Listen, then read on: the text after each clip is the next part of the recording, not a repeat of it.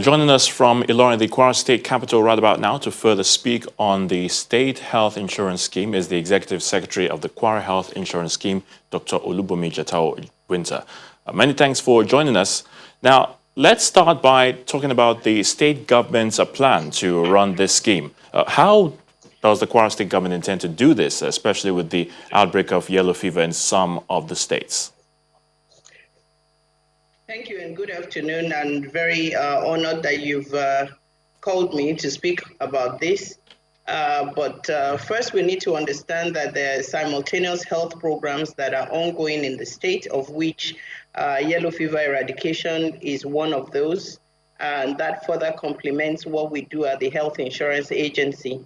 Now, yellow fever is a viral epidemic disease, acute epidemic disease of national and maybe global consequences.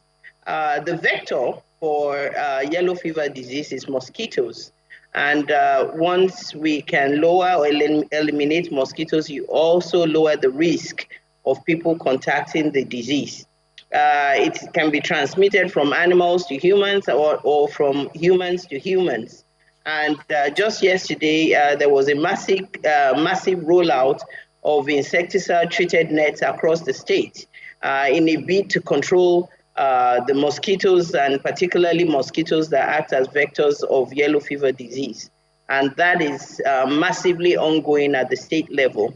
However, we need to remember that the implementation of the Kwara State Health Insurance Scheme is not only to address yellow fever disease, but to also address non-communicable diseases and chronic illnesses that have been with us even before yellow fever came on board or the COVID-19 pandemic came on board, and which we need to address, and that can be of serious consequences if they are left unchecked.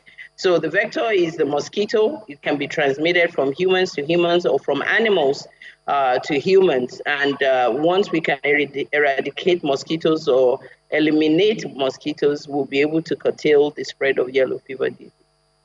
All right, we're talking about the poorest of families, of course, in Kwara State. Now, I just want to find out how exactly will the vulnerable people in the state access this scheme? Yeah, first of all, we need to first identify the vulnerable class of people. These are people who have limited capacity, the very young children of childbearing age. We have the very old, the physically challenged, are all part of our vulnerable group. And they are estimated to be about 30% of our population, which means that we need to know these numbers in order for us to adequately budget for this group of people. Our funding comes from majorly the state government, who provides 1% of their consolidated revenue fund annually, of course, to make sure that we have an equity budget for the vulnerables. Also, funding comes from the federal government and also through cross-subsidization from people who pay, people who have the capacity to pay. There's a portion of that premium that goes into the equity fund for coverage for further subsidization for the indigent group. So the funding for them comes through those three funding sources. And since we already know the numbers, we have adequately budgeted for them.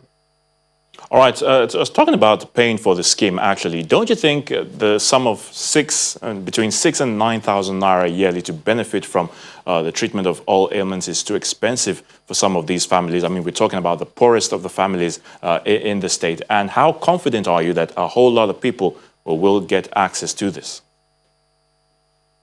Well, educating people and making people understand the concept of health insurance and how they stand to benefit from it is actually key. A lot of advocacy goes into this, a lot of sensitization goes into this. And if you look at the risk pool, a risk pool would have people who bear high risk and people who bear low risk. And it's a mixed pool. And if we didn't know about